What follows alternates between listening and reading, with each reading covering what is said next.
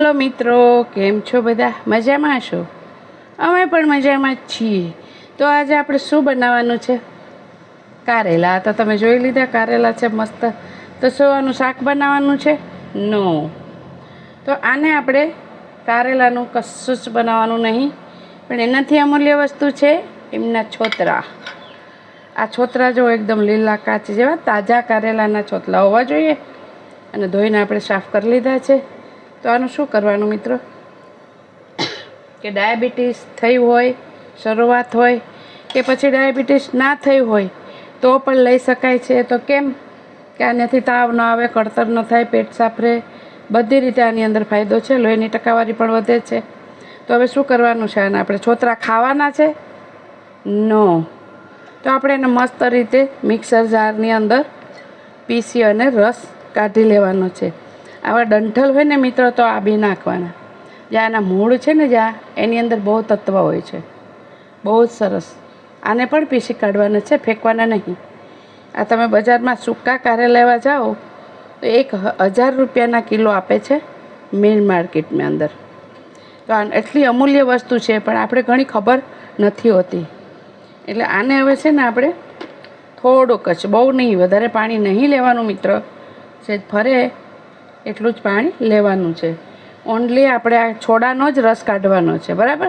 તો મિક્સર જારની અંદર આપણે ફટાફટ કાઢી લઈએ. જો મિત્ર, મસ્ત રીતે આપણું જારમાં કેટલું સરસ તૈયાર થઈ ગયું. એટલે આપણા છોતરામાંથી મસ્ત જ્યુસ બની ગયું છે કારેલાનું. બહુ જ નિરોગી છે મિત્રો. આ કરવા જેવું છે, નહીં તમારે દવા ખાવી પડે, નહીં પ્રોબ્લેમ આવે. તો હવે આપણે એને છે ને મસ્ત રીતે આ જ્યુસનો જાર હોય ને આવો મોટો, એમાં કરવાનું, ગાળી લેવાનું. ચાની ગરણીમાં નીકળે નહીં, કેમ કે આ છોતરા છે, બરાબર? એટલે નહીં નીકળે. મસ્ત રીતે આને એકદમ ગાળી લેવાનું, હલાવીને. જો આમ. અને તમારે એમ થાય કે હજી અમારે પાતળું કરવું, તો તમે પાણી નાખી શકો છો. પણ વધારે પાણી હશે તો એનું તત્વ થોડું ઓછું થઈ જાય છે. જેમ ઘાટું રાખશો એમ મસ્ત મજા આવશે. ને આ રીતે આપણે બનાવવાનું. જ્યાં બધા છોતરા બહાર આવી ગયા, જોયું? એ તો પીસી નાખો તો છોતરા અંદર આવતા નહીં. જો આ બહાર આવી ગયા, એકદમ સરસ. અને આપણું જ્યુસ પણ જુદું પડી ગયું. જો સરસ, એકદમ પતલું છે ને, જોરદાર, એકદમ પાણી જેવું. આ ઓનલી કારેલાનો રસ જ છે મિત્ર.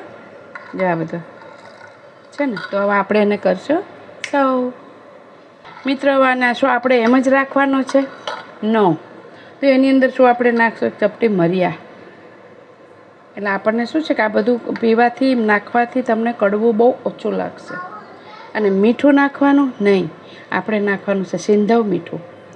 એ બહુ અતિ ઉત્તમ છે. જમવામાં પણ તમે કાયમી માટે જો સિંધવ વાપરો તો અતિ ઉત્તમ. અને આ છે આમચૂર પાવડર. ને આમચૂર પાવડર નાખો એટલે બિલકુલ તમને કડવું લાગે નહીં. નિરોગીતા. અને તમારે મસ્ત જ્યુસ બહાર તમે લેવા જાઓ તો નેચરલ વસ્તુ મળતી નથી. તો મિત્રો, આ રીતે આપણે સૌ કરી લેવાનું, આ રીતે બનાવવાનું. અને હા, તમે ખાલી પેટે પીઓ તોય વાંધો નહીં, અને તમે જમીને પીવો તો બી વાંધો નહીં. એ છે આપણી ચોઈસ મિત્ર.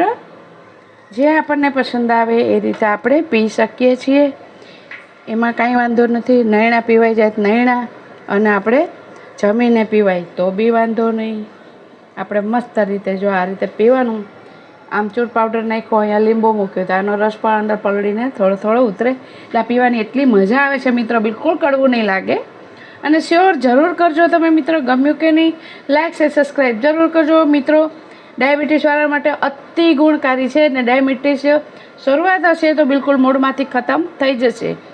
ઓકે મિત્ર, સર્વ મિત્રોને મારા જય શ્રી કૃષ્ણ.